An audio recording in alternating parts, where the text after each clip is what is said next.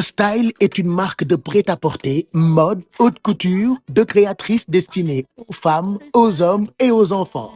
Mata Style existe depuis 2016. Mata Style, c'est la classe, l'élégance avec une finition précise sur nos articles. Les collections imaginées et produites sont à l'image des créatrices de renommée internationale. Elles s'inspirent des classiques avec des touches de légèreté toujours raffinées.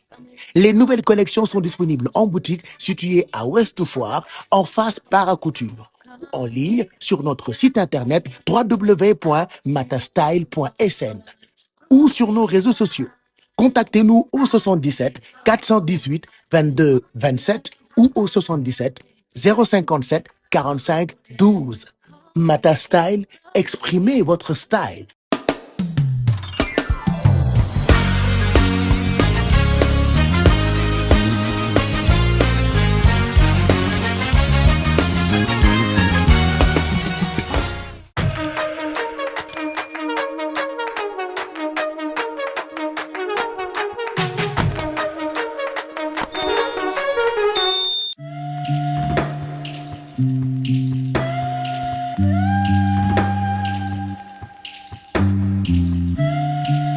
maa ngi leen di nuyu kontaan naa ci ànd ak yéen comme ni ma koy defee depuis un bon bout de temps ci sama chaîne YouTube muy Pape Cheikh d'abord dama leen di gërëm ci nii ngeen di nekkee ay abonnés di bës cloche bi di jot notification yi donc je suis très content et très fier de savoir que yéen itam bokk ngeen ak man projet bi nga xamante ni tàmbali naa ko depuis un très bon bout de temps donc continuez de vous abonner sur ma chaîne YouTube vous aurez des exclusivités mais en même temps des histoires racontées par des personnes yoo xamante ni fii ci dëkk bi la ñu dëkk.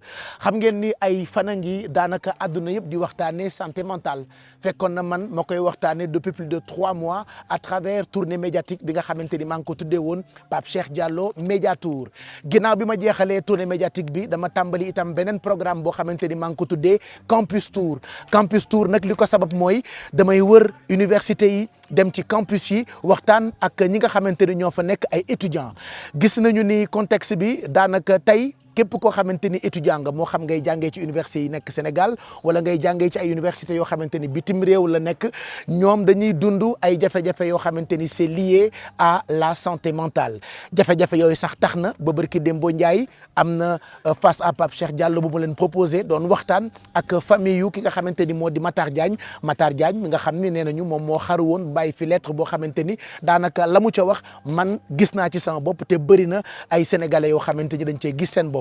pour premier rendez-vous bi may amal ci université yi tey dama ñëw fi nga xamante ni moo di université Gaston Berger nag foofu laa tàmbalee li nga xamante ni mooy sama campus tour j'irai à la rencontre des étudiants waaye dinaa dem ci néeg bi nga xamante ni foofu la Matar Diagne nekkoon ak ay camarades am ak ay moroomu étudiant wam naka la fa nekkee woon naka la ko dundee jafe-jafe yi nga xamante ni très souvent ay étudiants ñu ngi koy wax di ko jàmbat jafe-jafe yi nga xamante ni moom dund na ko bind ko ci lettre am ba finalement mu xaru loolu yëpp dinañ ko jéem a découvrir au fur et à mesure may def tour ci université Gaston Berger bu Saint-Louis donc campus tour bu Pape Cheikh Diallo def nañu tey université Gaston Berger on ira voir d'autres étudiants dans d'autres universités ànd ak ay spécialistes yoo xamante ni kenn ku ci nekk sa xam-xam ak sa expérience mën na permettre d'autres étudiants ñu mën a génn ci yenn situation yi nga xamante ni très souvent dañu koy dund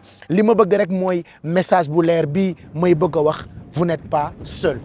Désormais, vous avez votre grand frère, vous avez votre oncle, vous avez votre ami, moi-même, Pape Cheikh Diallo, animateur, mais fondateur de la marque Nomad Blue, je vous accompagnerai.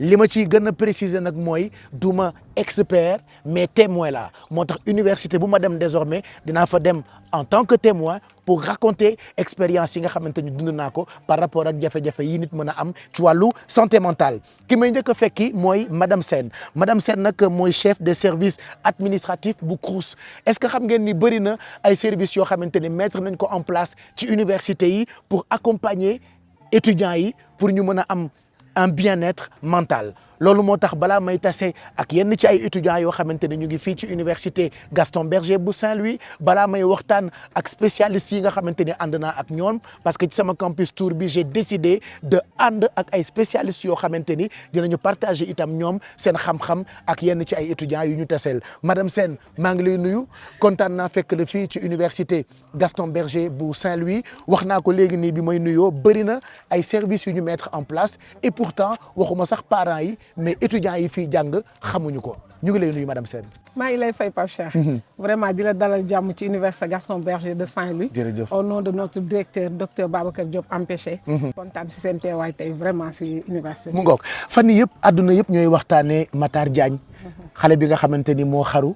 bàyyi lettre am ci kanam dinaa dem ci néegam fekk fa ay camarades étudiants am yu mu fi daan nekkal waaye ay Matar Diagne dafa bëri ci université yi moo xam yu nekk Sénégal moo xam université yu nekk bitim réew parce que boo demee bitim réew itam bëri na ay étudiants sénégalais yu fa nekk di dund stress di dund ay jafe-jafe yoo xamante ni très souvent dina dem ba pousser leen ci ay mbir yoo xamante ni maara day taali bu ñu ko nettalee mu naqari askan bi ma fi ñëwee ci sama campus tour bi je me suis rendu compte que bëri na ay services yu ñu mettre en place pour accompagner étudiants yi ci seen wàllu bien-être mental ndax mën nga ñu présenter services yooyu madame Sène.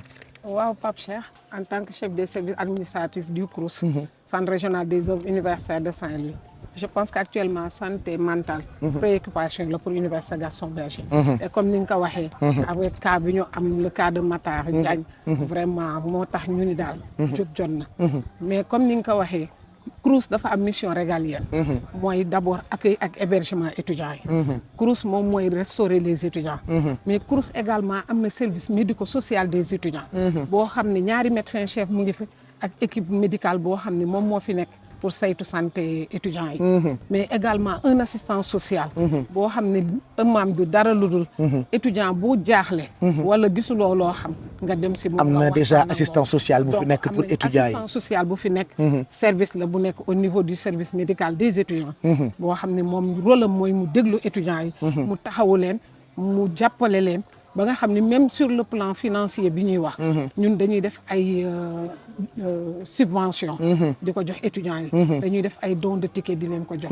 mais également dañ leen di accompagner ak lu mënti xew. donc soo jógee ci loolu. UGB depuis 2023. conscient na ci santé mentale. des étudiants. surtout loolu mooy question bi gën a important. voilà mu créer un comité. chargé de gérer la santé mentale des étudiants. kon am na comité boo xamante ni mooy boo xam ne léegi yaa gis docteur Fatoumata Ba. Pichatre. des sociologues des psychologues. et des médecins. mais des personnes ressources yoo xam ne ils sont là pour accompagner les étudiants. mais même également le personnel. aussi bien le père que le PATS. donc en dehors de cette structure. il y a la commission genre de l'UGB. Commission genre, c'est composé du CROUS, du rectorat, mais également des étudiants. donc moom tamit loolu rek mooy mission. déglu étudiants yi déglu personnel bi. jàppale leen vraiment accompagner leen. ci seen santé mentale. ci wàllu santé mentale. Voilà. est-ce que étudiants yi nekk ci université Gaston Berger bu Saint-Louis xam nañu ni am na comité boo xamante ni mettre nañ ko en place pour dimbali leen ci wàllu santé mentale. mën na am ñu ko xam. mais comme mën na am ñu ko xamul. parce que étudiant bi aussi. su ñëwee ñun suñu rôle mooy mu ñu accompagner ko. expliquer ko yàlla guide de l'étudiant. boo xam ne moom moo lay wax. mission yi CROUS di defal étudiant bi. mais également dimbale étudiant pour mu xam tam structure yi nga xam ne. am nañ au niveau de l'université. pour mu mën di dem vers ñoom. donc comme ni ñu la ko waxee. y a des associations d'étudiants. ethniques religieuses en fonction des pays d'origine.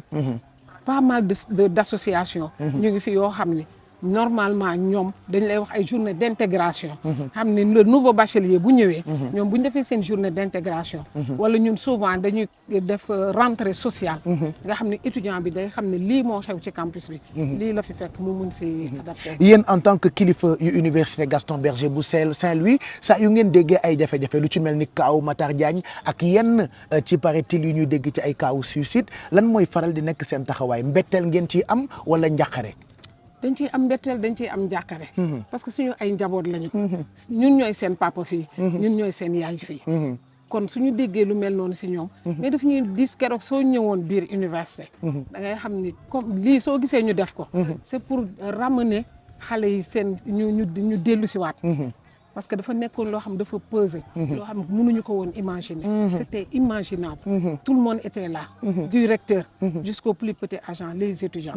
mais également l'administration, la gendarmerie, le procureur même, il était là. Tout le monde était inquiet. Tout le monde était inquiet. Jusqu'à 1h du matin, on était là. C'est nous qui avons informé les parents. Papam la ñu jot. donc suñu sañoon. dañuy réussir waaw du demee noonu. parce que comme ni ñu ko waxee léegi. boo demee actuellement sur le plus haut sphère de l'État. ay alumni UGB nga fay fekk. kon suñu sañoon ñoom jàmm rek la ñuy am. mais dafa nekk loo xam ne. en dehors même de la lettre rien que l'acte daf ñu permettre ñun tamit ñun ñëpp ñu soññuwaat. est-ce que ci li ngeen xam en tant que ay kilifa kaawu Matar Diagne boobu rek moo leen jaaxal est-ce que am na yeneen i étudiants wala yu fi mës a am yu similaire. bon le cas de Matar Diagne moom dafa nekk cas boo xam ne moo flagrant. mais xam nañ ne l'université c'est la société en miniature. lépp luy xew ci biti. dafay xew ci université. donc ñun toujours on est en alerte. c'est pourquoi comme ni ñu wax ni. ñu en parfaite collaboration avec la commission sociale. ñuy organiser comme ces genres d'activités. la semaine de l'étudiant. ce n'est rien d'autre qu'une semaine boo xam ne. on va faire des activités scientifiques. mais également des activités lucratives. comme ay concerts actuellement on attend Sidi Diop. je peux faire la publicité. il y a pas de souci il y a pas de souci. voilà il y a des rappeurs également qui seront là. c'est pas parce que on a le cœur à la fête. mais c'est pour décompresser. parce que ay xale la ñu yor. étudiant bi ñuy seetaan tey bu dee mu ngi université Gaston Berger bu Saint-Louis wala mu ngi ci beneen université bu Sénégal yow en tant que yaay parce que gis naa bi ma ñëwee ni la xale yi di toppee. ça veut dire que yamuloo rek ci côté administratif bi yaa ngi leen di dimbali taxawaayu yaay qu'est-ce que lan nga leen di wax lan ngay wax étudiants yi. li ma leen di wax mooy. comme muy personnel pair bi. c'est-à-dire les professeurs. comme muy personnel PATS bi. personnel administratif technique et de service. nous sommes là pour les étudiants. à chaque fois dañ koy wax. dañ leen di wax ni on est là pour vous vous êtes notre raison d'être. sans étudiants lan lañ fiy def. moi qui te parle.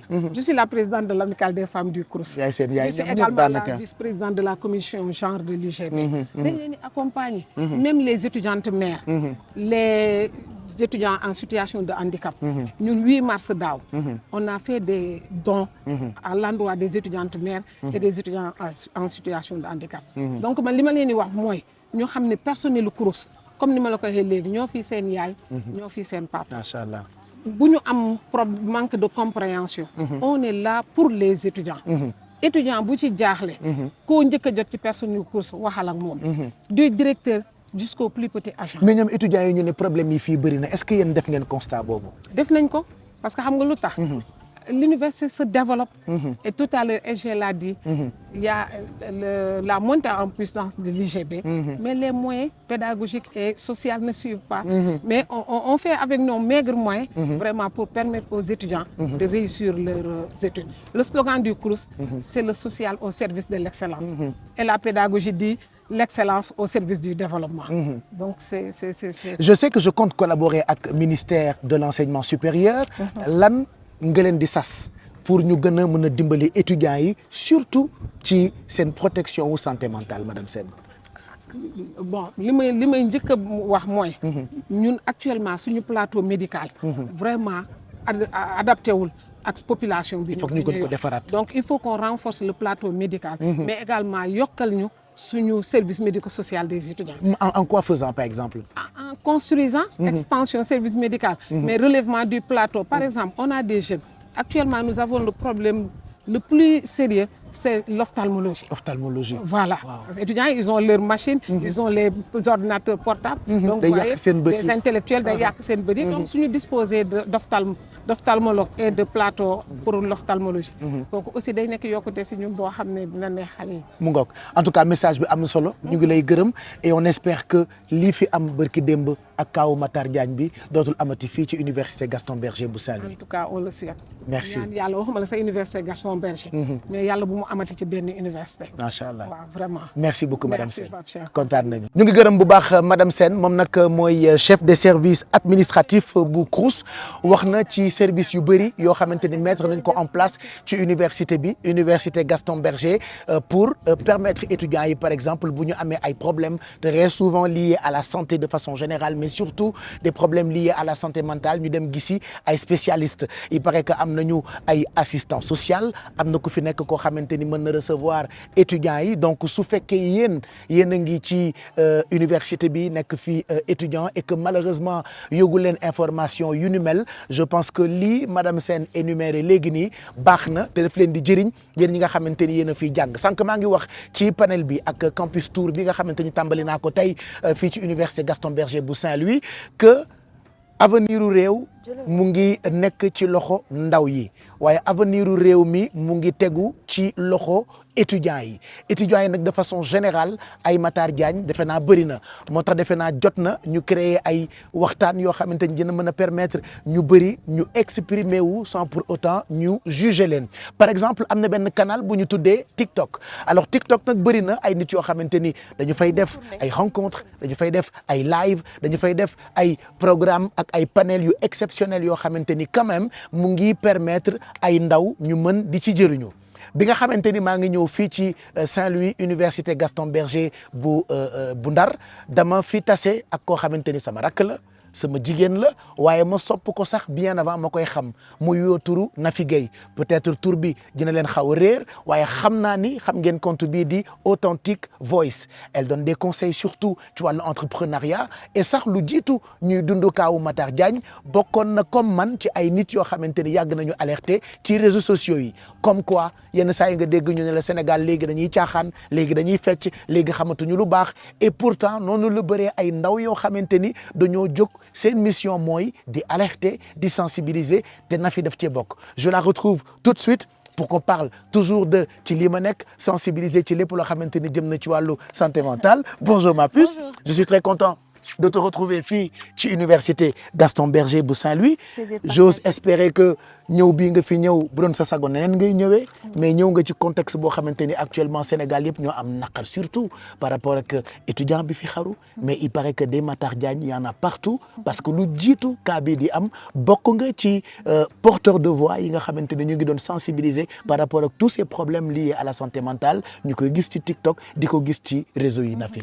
waaw Pape Cheikh maa ngi leen nuyu du nuyu ñëpp ñu ñuy seetaan di am mbégte torop di la gis aussi di la fi fekk parce que ku la sopp laa tamit c'est réciproque parce que bienveillance bi ngay dégager je pense que rare na ñu la bëggul et ñu lay wax vraiment bul bàyyi parce que ce genre gi am ñoo xam yow yaa leen di jox sourire et que loolu rek bul ko xeeb parce que mi ngi faj ay nit parce que saa neex waxoon na mu ne nit dina feebar nekk hôpital nga reetaan loo ko mu jug donc yow yaa ngi participer si loolu et tey ñi ngi waxtaanee loo xam ne lu metti la parce que Matar Diagne mën na nekk suñu rak mën na nekk suñu mag mën na nekk suñu doom suñu jarbaat wala mu bokk juste suñu kër wala bokk rek mu nekk suñu voisin mais nit la bu dem tey gis naa ñu bëri di ci wax ku nekk am nga avis parce que boo ko xoolee ci côté jullit kenn du défendre li mu def parce que ñun suñu religion da koy bañ religion chrétienne da koy bañ mais nit fu muy toll ba def yenn yi wax nga ko sànq nit mën na ko bañ a xam et que tey bu ñu amoon tuuti bienveillance di poser wu la question du pourquoi ak tamit di prévenir yenn affaires yi gën a am sensibilité ak empathie je pense que yenn yi duñ ci yegg man dama xaw a tiit tuuti ci Sénégal parce que ça fait ay 2 ans 3 4 ans yooyu maa ngi wax nañ def benn étude psychologique sociologique pour permettre de savoir quelle est l'évolution de la mentalité sénégalaise parce que bu njëkk amuñu woon yi problème maintenant c'est dû à quoi est-ce que c'est parce que nit ñi léegi dañu nekk ñoom kese est-ce que c'est parce que on est plus à la recherche de succès ba keneen ki buñ koy dëgg suñu yoon nekk si wala est-ce que c'est parce que suñu foi aussi dafa wàññeeku ça fait beaucoup de choses à demander beaucoup de questions qu'on se pose et ku nekk si ñun sa rôle la nga def ci dara et que tey ñun peut-être suñu image la ñu am yow yaa ko wax ak suñu tur loolu lañ nekk di utiliser pour sensibiliser ñëwoon fi fekk fi étudiants yi ñu ubbeeku du ñëpp ñoo ubbeeku nag mais am na ñu ci ubbeeku mu nekk une première phase en espérant que ni dina am yeneen occasion yoo xam nit ñi dinañ gën a ubbeeku def nga daanaka plaidoyer boo xamante ni étudiants yi bi nga paree dañ la doon tàccu est-ce que mën nga ci revenir pour ñu gën koo yaatal par rapport ak étudiants yi nga xamante ne ñoo ñuy seetaan fii ci Sénégal étudiants yi nga xamante ne ñoo ñuy seetaan bitim réew parce que man quand j'intervenais j'ai dit il y a pas que les étudiants yi nekk fii ci université yi nekk Sénégal dem naa Canada gis naa fa ay étudiants yoo xamante ni hiver kese dafay yàq seen bopp c'est des gens yoo xamante ni actuellement stress ak namm seen waa kër ak yenn ci ay jafe-jafe mu ngi leen di indil ay problèmes mu santé mentale qu'est-ce que tu as envie de dire à tous ces jeunes à tous ces étudiants d'ici et d'ailleurs d'abord ñu xam ne étudiants yi kese ñooy dund loolu mais ñoom sonn nañ man maa ngi jógee France yàggul en décembre et ñi ma dëkkaloon xam nañu ko et que am na sax ñoo xam ne man maa leen jëloon di leen sensibiliser mais malheureusement ils l'ont pas bien vu parce que dañoo jàppoon que ni li nga bëgg mooy dugg ci seen vie xamal leen dem di ko wax wala dara or du loolu da nga leen doon sensibiliser parce que dañuy réer yaa ngi koy wax solitude boobu noonu ñi nekk France est-ce que gënuñu ko di sentir en fait je veux dire fépp la Maroc ñi fa nekk buñ la waxee lu ñuy dund nga ne déedéet Maroc moom c'est la cata te pourtant personne n'en parle et pourtant c'est à côté lu tax les parents bu ñu yóbboo seen doom yi ñu jàngi du ñu jël la peine jël seen oto def ci carburant dem seeti leen seen université yi bett leen. maanaam dafa war a am suivi. c'est pas jël sa doom rek fayal ko wala ñu affecté ko fenn mu dem fa. ñi am moyen wu jël billet d'avion lu tax du ñu dem bett seen doom yi xool nu ñu toogee. am na ci ñoo xam ne sombi la ñuy même ñi ngi France sombi la ñuy lekk tout le temps parce que amuñu les moyens d'acheter parce que yow xam nga ko. café France wala Europe. dafay cher café kese. imagine li nga war a lekk. donc pourquoi les parents abandonnent autant leurs enfants en leur mettant aussi la pression de la réussite. parce que finalement abandon la. je suis désolée man loolu laa ko mën a jàppee. am na nag yenn parents yoo xam ne amuñu les moyens. te ñun ñoo ëpp aussi parce que ñu bëri ñu ñëw université village lañu nekk. bourse yi ñu leen di jox du ñëpp ñoo ko am. à la première année. bourse yi li ñu leen di jox lu mu rëy lu mu tuuti mënul couvrir toutes les dépenses. xale jigéen ñi nga xam ne dañuy nekk seen période. chaque mois daf leen war ñu jënd ay serviettes. mais serviettes yooyu da ngay gis koo xam ne amul sax lu mu ko jëndee Pape Cheikh. kooku bu benn 4x4 taxawee fii ne ko kaay ma yóbbu la nga reer ku amul njëgu serviette bu demee ñaar ñetti yoon nga jox ko benn montant day jàpp ne loolu moo gën parce que finalement teggil nga ko loo xam ne amaana mënu ko wax kenn mais daf koy fragiliser parce que leneen loo ko def loo mu def ko pourtant taxul mu bon donc quel est le souci réel l'administration aussi ñi ngi def lu ñu mën mais dafa des parce que seen ubbeeku dafa des Pape Cheikh tey jeunes yi ñi ngi ko doon wax soo defee boo seetloo soo defee plaidoyer pour ñoom rek dañuy tàcc parce que ça veut dire quoi ñi ngi lay wax yaa ngi ñuy waxal lu ñu mënul wax parce que ñi ngi ragal après ñu téye ñu ci note pour lan professeurs yi fi nekk ay papa la ñu ay yaay la ñu qu'est-ce qui se passe lu tax mënuñu am boobu sensibilité ci jeunes yi te loolu datewul tey man j'ai fait l'université Cheikh Anta Diop tey ñu bëri ci ñun da nga daan daw su professeurs yi ñenn ñi parce que am na nooy mel buñ la defee yenn avance yi nga bañ rek tey nga dee c'est une réalité nañ ko wax te dee du ñëpp nag mais c'est une réalité et ay réalité yu étudiants yi di dund la et puis aussi maa ngi ko doon wax xale yu góoru étudiants yi de grâce ñi ngeen fekk ci université yi seeni rakk lañu ay jigéen lañu bu ngeen jëlee seen sensibilité rek ngeen ciy jouer parce que yéen vous avez besoin de am ku leen di soutenir yàq seen àddina vous êtes les responsables de leur mort te xale yu góor yi tamit ñi nga xam ne dañu nekk fii ci université bi xale yu jigéen yu bëri ñi ngi am problème ñoom ñoo leen ko teg Pape Cheikh bon ci biir université oui parce que solitude bi ku nekk da ngay xool noo koy fàtte sauf que góor bu jël jigéen manipuler ko ba tëddee ko ëmbal ko ba pare bañ ko wala nga étouffer ko parce que gisoon nañ ko fii université bi ku ëmbal fii étudiante fii nii Gaston Berger xale bu jigéen bi ëmb wax ko mu bañ rey ko dugal ko ci valise dem sànni oui foo nekkoon loolu ñëpp yëg nañ ko et pourtant fii la amee donc étudiants yi lu tax du ngeen protéger seen sœurs yi nekk fii parce que nekku leen ci mbedd tase fa ak ay nit ñoom tam étudiante leen comme yéen li leen fi indi yéen a ko bokk lu tax ngeen di nangu di leen teg yenn yi ñeneen ñi ci biti mën nañ ko def parce que xamuñu mais yéen sax loolu bu amee yéen leen war a protéger donc xale góor yi aussi maa ngi leen di ñaax xale yi nekk jigéen yi nekk fii du ñëpp en fait warul leen fragiliser ba yàq seen àddina parce que yéen a bokk lu ngeen wut si. maanaam solution bi ci ñoom la war a njëkk a tàmbalee quoi ci étudiants yi ci seen biir. je pense loolu la tey mënoo wutal nit solution te moom bokkul ci solution bi te ñoom ñoo war a toogaat ñu am solidarité boobu am na ñu ko wax sànq si panel bi ñun bi ñuy nekk université dëgg la da daan am ay querelle loolu du si ñàkk mais on était solidaire kenn du togg bàyyi sa morom kenn du lekk bàyyi sa morom kenn du am dara bàyyi sa morom mais léegi xale jigéen ñi ñun surtout dañoo sikk on est tout le temps dans la compétition on est tout le temps dans xaarma wan la ni man manqué wu ma dara or léegi on n'arrive plus à se comprendre donc soyons un peu plus solidaire, empathique, Pape Cheikh, et revenons à l'essentiel, mooy l'humain. Gis nga humain buñ ko jëlaatul teg ko au centre et que ñu bàyyi naxante bi c'est-à-dire Pape Cheikh li mu nekk na fi foog mu nekk ko alors que man ak yow bokkuñu Pape Cheikh duñu dem sauf bu ma la nanguloo nag lu la yàlla defal ma nangul sama bopp li ma yàlla defal su ma ñëwee li ma manqué mun nga ma ko mottali et du tey ñu jëm fu ñu jëm et ensemble et mu nekk dans la sincérité on joue trop de rôle la pression sociale nous fatigue, Pape oui, Cheikh. ah oui, ah mais oui. il faut qu'on revienne à soi. Et moi je dis très souvent tribunal social bi du mus a tëj comme nag tribunal social bi du mus a tëj lan moo war a nekk comportement wu étudiant bi ci biir université bi pour s'en sortir. Oui. Pour éviter mu xaru pour éviter mu am problème mu santé mentale. lan moo war a nekk comportement am yow en tant que seen sœur. pour man li njëkk mooy nga xam yow yaay kan. nga xam ko ba pare mu bañ a nekk poids si yow. parce que yow yaay kan taxul. warul tax nga am poids wu sa vie wu antérieure ou parents wala say origines. C'est toi qui choisis quelle est la voie de ta vie. Et mais nga xam yow yaay kan day tax nga xam fooy teg sa tànk. La première chose. La deuxième chose mooy nga nangu yow yaay kan. Pape Cheikh ñu bëri si ñun nanguwuñ ñoom ñooy kan. te dañoo jàpp ne passé bi nga dund. à la kulli al da nga ko war a traîner toute ta vie. ñun ñëpp on a été des jeunes, des enfants avant d'être des hommes en majuscule. Homme, nit. Donc est-ce que on doit tenir compte de nos erreurs passées ba di ñu ko juger dans notre présent. Non. Donc yow ban travail nga war a def ci sa bopp pour xam ne li nga nekk di dund wala loo jotoon dund. du loo tey waaye di nga def tout ba loolu dootul am. mais taxul nga bon. mais accepter kon yow yaay kan ak li nga def. et la troisième chose en tant qu'étudiant mooy solidarité. c'est-à-dire il faut arrêter de nekk yow kese. soo dundee benn affaire nit am na ñu am capacité wu déceler ko ci sa visage. par exemple man bu ma taxawee ak nit mën naa xam kii est-ce que ça va wala ma laaj ko sax. mais am ñoo xam duñ ko def.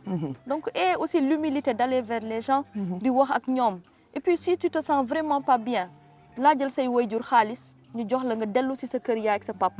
parce que li rien que nekkat dans le cocon familial. am na lu énorme lu muy def ci nit et c'est très important. et la dernière chose mooy il faut parler. il faut pas se taire. injustice tant que yaa ngi koy dund di ko nëbb. nit mun la ci jàppale. li ngay dund mu metti soo ko waxul kenn du la jàppale. parce que étudiants yu bëri comme Matar dañuy ragal wax ko itam. ñu juger leen xawi seen sutura. wala ñu juger leen. est-ce que dina yomb. pour étudiant ñeme dem wax ak moroomu étudiant wam wala dem wax ak mag de peur ñu juger ko wala sax ñu weer ko. du yomb. parce que Sénégal fi mu toll la. boo xoolee lii xew ci réseaux sociaux yi. surtout TikTok live vie wu jàmbur yi nit ñi di def. di ko waxtaanee di ko wax comme si ñoom ak ñooñu ñooy yendu. te xamuñ ci lu bëri. nit moo leen woo ne leen am. nit ku jege nit moo leen woo ne leen lii moo xew. waaw kon est-ce que liggéey bi du ñun ñoo ko war a xoolaat. suñu bopp c'est-à-dire. créons le cadre mooy nañu bu ñu ko ragal. c'est-à-dire ça passe ou ça casse. pàccax la rek wala keng. dëgg la de pàccax wala keng. waaw tant que demoo ci biir doo xam ban la. c'est vrai c'est vrai. te il faut y aller c'est-à-dire que pour man na la ñëpp xamal nga nekk ci dëgg. te nga xam ko ak sa bopp moo tax le travail autant pour moi sur la conscience. elle est très importante. est-ce que moi je suis tranquille avec ma conscience. donc le travail le mot revient sur nous. le soi. Estime de soi, connaissance de soi, confiance en soi et travail sur soi. C'est très important. Donc na nit ñi liggéeyaat seen bopp. et que lu ñuy bañ nit ñi di leen ko def buñ ko def nit ñi. et que yàlla moo ëpp sutura doomu aadama. te mi borom bët bu rëy bi lépp la xam lépp la dégg lépp la kii. ku mu xaawi woon sa sutura kenn du xaj fenn. te pourtant mi ngi ne tekk lu tax ñun doomu aadama yi ñu war ko def. te pourtant moom defu ko. te ñun ñëpp moom moo ñu fi indi. donc looy bañ ñu def la ko rek. bu ko def doomu aadama. merci Nafi. de rien. je suis très content. merci à toi et beaucoup de projets yoo mettre en place. Oui. par rapport ak protection wu ndaw ñi. jëm ci wàllu santé mentale. Oui. on en parlera. Oui. mais tey ce serait bien quand même que tu donnes ce message là. tout ce que tu as prévu quand même pour accompagner. ces jeunes tes frères tes sœurs. et li ma ci gën a neex sans rien attendre. sans rien attendre en retour xam nga lu may programmer lu may def la ba pare nit ñi ñoo ko xamul. parce que du lépp lay partager sur les réseaux. parce que c'est des sujets qui sont sensibles. récemment bi affaire bi amee j'avais dit que chaque mois wala chaque 2 mois comme que du may toog lu bëri. dinaa organiser benn rencontre boo xam ne dama koy wax rek ku bëgg ñëw mu ñëw du ñu filmer du ñu def dara. que les gens juste passer benn moment boo xam ne ils vont se sentir pas seuls.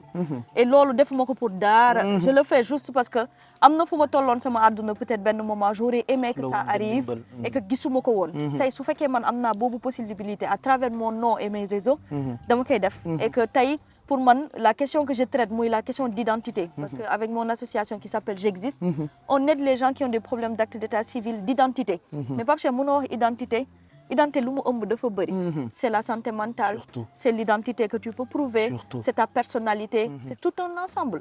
donc ça rejoint ce que je suis en train de faire depuis longtemps sauf que tey dama décider rek ubbi ko pour ñëpp pour mu gën a et que yaatu ñu jéem a xool ak yow parce que bëgguma li ma doon wax Fatou la wéeruwaay am na parle avec moi c'est-à-dire waxal ak man am na yeneen initiative wéetoo ce sont des initiatives qui existent mais qu'est-ce qu'on fait ensemble pour les autres est-ce que Pape Cheikh doit aller de son côté Nafi de son côté Fatou non si on le fait ensemble et qu'on fasse des tournées au niveau des régions ne serait-ce que pour donner le temps aux gens de nous parler gis nga ni ñu la gisee ni ñu kontaanee am na ñu bëri ñu jëlaat énergie mais duñ la ko wax moo tax je vais plus arrêter Il faut plus parce que arrêter. mon campus tour là après UGB dinaa ànd ak Machallah. yow ànd ak ñeneen dans d'autres universités. Avec plaisir. Merci Ce beaucoup. sera un plaisir. Je suis très content Nafi. Merci à toi. Elle parlait tout de suite de wéeruwaay quand on parle de wéeruwaay da ngay xam ni baatu wolof la boo xamante ni daanaka yàgg nañu ko dégg waaye wéeruwaay boo ko déggee sa xel mën na dem itam ci benn plateforme boo xamante ni mettre nañ ko en place depuis déjà quelques mois ki ko initié lay waaj a taseel mais d'abord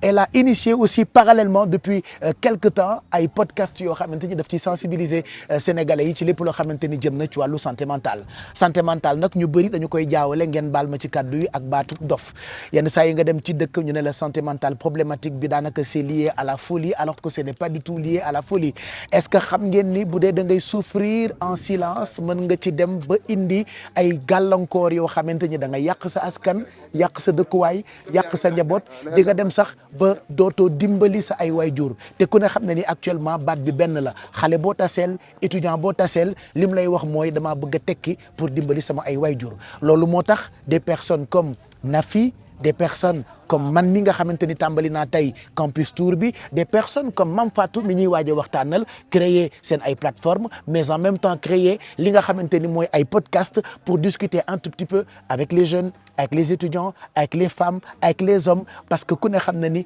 tout ce qui est lié à la santé mentale ça nous concerne tous li may fàttaliwaat mbokk yi mooy vous n'êtes pas seuls vous chers étudiants li may def rek mooy tànn tuuti ci extrait yenn ci ay podcast yoo xamante ni moom Mame Fatou mi ngi koy def wéeruwaay la plateforme bu tuddee bu ñu xoolee benn extrait wu podcast yi mu indil ñu ay leeral ci lan exactement la ñu war a jàppee lii ñu tuddee santé mentale juste après on va discuter parce que bi may ñëw fii ci université Gaston Berger bu Saint-Louis pour tàmbali li nga xamante ni mooy sama ay campus tour elle fait partie des personnes qui m'accompagnent tey fii ci Ndar regardez.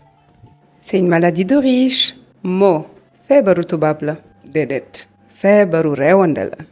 waaye xam nga ni que góor du faible. la santé mentale. vous savez, c'est un sujet qu'on met souvent sous le tapis. Comme t'inquiète, ça ira. Mais imagine si on traitait notre esprit comme on traite notre corps. On irait voir un docteur dès qu'on a mal à la tête, non? Eh bien, pourquoi ne pas faire pareil quand on se sent stressé, fatigué ou même perdu dans nos pensées? Bonjour et bienvenue dans ce nouvel épisode de notre podcast. Aujourd'hui, on va parler d'un sujet essentiel, mais souvent négligé, la santé mentale dans la société sénégalaise. C'est vrai que waxtaanee santé mentale très souvent dafay tabou ci dëkk yu bëri moo tax tey exceptionnellement j'ai en face de moi les étudiants et quelques spécialistes ak collaborateurs yoo xamante ni depuis un moment dañu may accompagner ci combat bi nga xamante ni maa ngi koy mener par rapport ak li tubaab tuddee santé mentale. Par exemple lii ñu gis ni extrait wu podcast la yoo xamante ni ki koy réaliser Mame Fatou la tudd alors maa ngi wax sànq. wéeruwaay baat boobu wax naa ni dégg ngeen ko ba tey donc Mame Fatou ci boppam lay fekk si pour ñu waxtaan ci plateforme bi nga xamante ni moom la mettre en place pour sensibiliser alerter waxtaan ak sénégalais yi ci lépp loo xamante ni jëm na ci wàllu santé mentale maa ngi lay nuyu je suis très content ci ànd bi nga ànd ak man fii ci université Gaston Berger bu Saint-Louis après sama tournée médiatique bi j'ai fait un campus tour pour aller à la rencontre de ces étudiants ni ma doon sensibiliser di alerter depuis un bon bout de temps yaa ngi alerter par rapport ak plateforme bi di wéeruwaay avant ñu ciy waxtaan ma bàyyi la nga nuyoog suñu xarit yi Mame Fatou. maa ngi lay fay Pape Cheikh di kontaan bu baax nekk fii tey à l'UGB de Saint-Louis fii ci xew-xew bu fi amoon muy panel bu ñu amoon sànq. doon wax ci mbirum santé mentale nekk sujet d'actualité. Vraiment ñu bëggoon ko fësal bu baax à travers initiative bi ñu créé muy wéeruwaay. donc wéeruwaay nekk initiative boo xamante ne dafay def promotion wu santé mentale bien-être psychologique et moral dans la société sénégalaise. di xamal sénégalais lan mooy santé mentale ak importance bu santé mentale am ci suñuy vie. Parce que dañu seetlu ni que c'est pas une question qui est assez prise en compte par les Sénégalais, ce qui est d'ailleurs... Parce que dafa tabou en fait.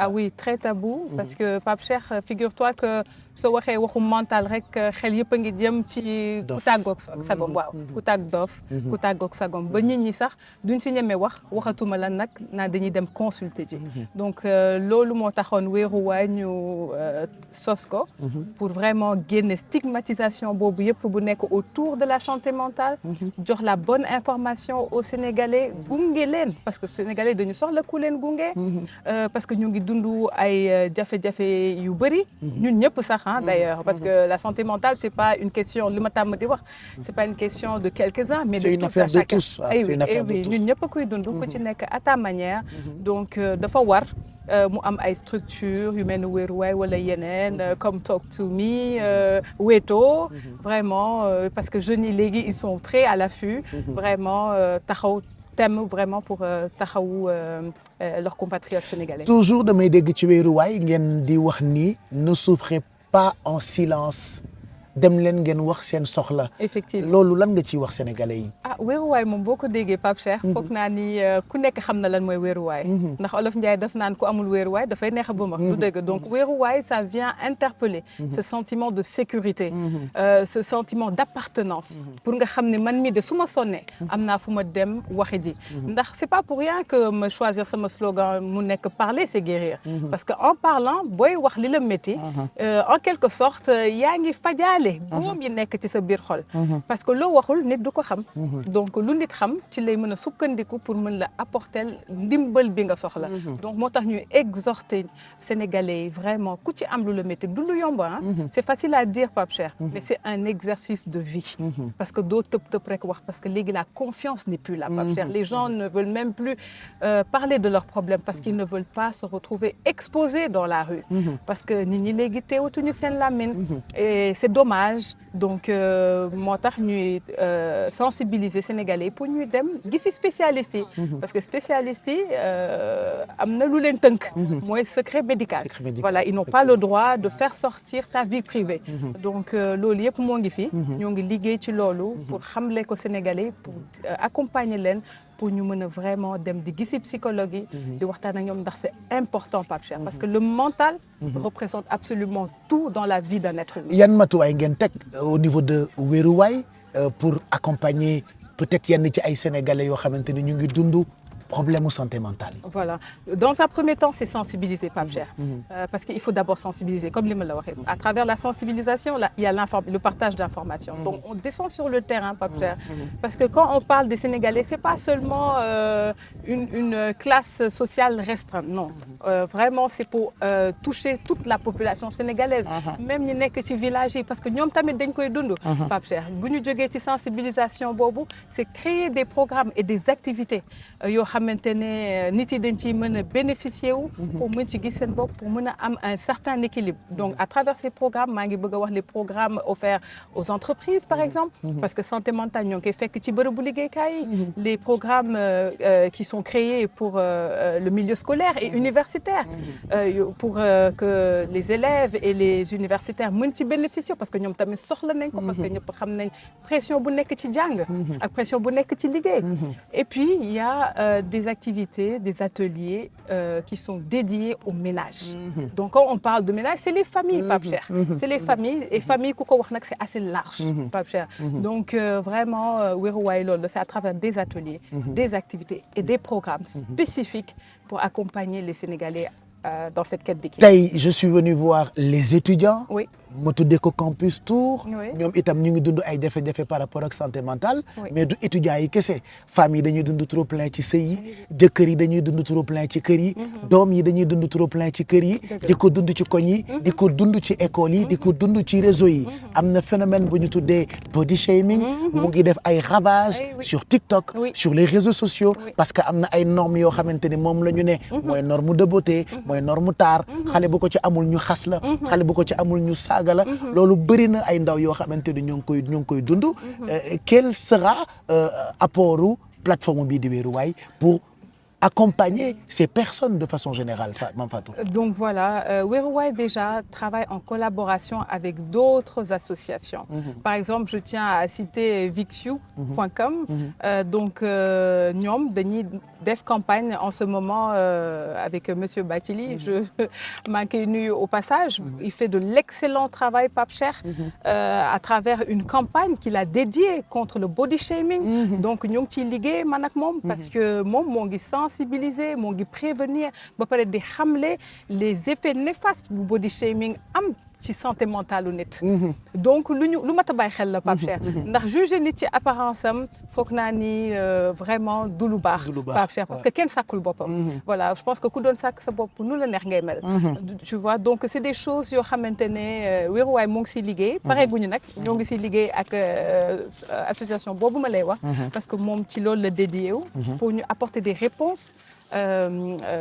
Sur ce sujet-là du body shaming. Voilà. Est-ce que yaakaar nga ni Sénégal pare nañu quand même pour créer ay espace yoo xamante ni nit ñi dinañu waxtaan librement sans être jugé et être écouté aussi. Est-ce que pare nañu pour am genre espace yooyu? Oui, déjà je tiens à préciser que Weruwaay, Inch'Allah, c'est un centre. Weruwaay, c'est un espace. C'est le grand projet de Weruwaay. C'est le grand projet, Pape Cheikh. Donc Inch'Allah, Weruwaay, ce sera un centre. Donc quand on parle de centre, on parle bien évidemment d'espace où les gens pourront être reçus, accueillis, nu mu ko waree, écouter et puis accompagner Pape Cheikh. Donc Weruwaay tàmbali na ba pare. Donc je pense que suñu demee ba tàmbali. foog naa ne am na ñeneen ñoo xamante ne tamit loolu moo ngi ci seen xel. parce que sénégalais yi soxla nañ ko. et ñoom tamit pare nañ pour def ko. En tout cas Weruwaay est là pour vraiment wane exemple bi wane ne que c'est possible. de faire les choses d'une manière adéquate. En offrant cet espace de prise de parole, Pape Cheikh, de partage d'expérience, parce que c'est très important. Ici au Sénégal du yëfu tubaab. Voilà, c'est pas yëfu doomu tubaab kese parce que foog na Pape Cheikh ku ci am problème rek bëgg nga ku la déglu. te ku la déglu ba pare rek bëgg nga ku la indi solution du dëgg. Donc oui, je pense que les Sénégalais commencent à être prêts pour ça. Parce que la demande est là. Et on retrouve Weruwaay sur toutes les plateformes. Et oui, sur LinkedIn, sur Instagram, sur TikTok et Facebook, Pape Cheikh. Voilà. Oui. Merci Mame Fatou. Merci à toi. Je suis Pape très Cheikh. content. Merci beaucoup. Désormais tu m'accompagnes dans mon campus tour. Oui. Et puis dafay ànd ak man ci campagne bi nga xamante ni maa ngi koy def jëm ci sensibiliser mais alerter surtout par rapport ak problème yi nga xamante ni dañu lié wu ci wàllu santé mentale. Dans quelques instants, je ferai le tour de l'université Gaston Berger bu Saint-Louis. fa laa nekk nii j'ai en face de moi wax naa ko sànq tey ci face à Pape Cheikh Diallo des étudiants des spécialistes ñenn ci ay partenaires yoo xamante ni ñoo ngi may gunge ci combat bi nga xamante ni maa ngi koy mener depuis un bon bout de temps. maa ngi wax sànq ni daanaka maa ngi leen di encourager pour ngeen wax mais entourez-vous de bonnes personnes dafa may nit yoo xamante ni peut-être duñu ay experts. waaye yàlla baaxee na leen ay xel yu rafet ngeen war di mën a waxtaan ak ñoom la force nag c'est pas de souffrir en silence waaye am courage u demander de l'aide yenn saa yi nit dina bëgg laaj ndimbal mais du am courage u laaj ndimbal ayez le courage de demander de l'aide suivez-moi je vais faire le tour de l'université Gaston Berger bu Saint-Louis on ira dans quelques instants ci néeg bi nga xamante ni foofu la Matar Diagne logé woon moom ak ay camarades étudiants wam dinañu dem ci néeg bi nga xamante ni foofu la ñu xëy keroog fekk fa Matar Diagne mu faatu dinañu dem ci néeg bi nga xamante ni daanaka étudiants yu bëri ñu ngi dem di ko xool pour comprendre exactement lan moo nekkoon mentalité wu Matar Diagne waaye nag lépp lu ñuy waxtaane tey mu ngi jëm ci wàllu santé mentale et moi j'ai l'habitude de dire mental bu baaxul dëkk du baax koñ du baax kër du baax. On va discuter avec certains étudiants qui sont là pour que kenn ku ci nekk joxe xalaatam ci problématique bi et on espère qu'au sortir de ce rendez-vous sur ma chaîne YouTube il y aura quand même des solutions parce que il est temps man ak yéen góor ak jigéen mag ak ndaw étudiant ou pas que ñun ñëpp ñu protéger suñu santé mentale.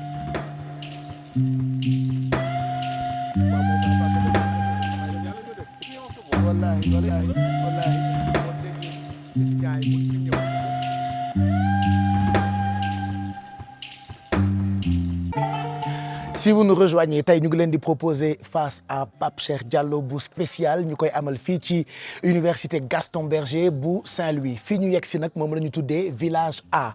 village A nag daanaka ñu bëri xam nañ ko bëri na ci ay kilifa yu nekk ci réew mi jaar nañu fii histoire université Gaston Berger bu Saint-Louis nag village A daf cee bokk sànq ba tey ñu ngi wër ñu ngi waxtaan ak yenn ci ay kilifa yoo xamante ni ñoo fi nekk mais waxtaan itam ak beaucoup ci ay étudiants yoo xamante ni kenn ku ci nekk ak sa histoire kenn ku ci nekk ak fi nga jaar kenn ku ci nekk ak sa vécu te kenn ku ci nekk ak ni ngay gérer sa santé mentale puisque je le rappelle dama tàmbali loo xamante ni maa ngi ko tuddee campus tour pour partager expérience bi nga xamante ni am naa ko ci wàllu santé mentale waaye itam expérience bi nga xamante ni am naa ko ci liggéey beeg ñoom seen moo tax koo ci fekki rek ba waxtaan ak moom tu te rends compte que ñoom ay jàmbaar lañu et que actuellement je confirme ce que je dis depuis tout à l'heure que ñoom ñoo yore avenir u réew mi maa ngi fi fekk nag koo xamante ni bokk na ci sama rakk yi bokk na ci sama xarit yi moom mu ngi fii ci université Gaston Berger bu Saint-Louis ñi ko xam di ko woowee gouverneur mu tudd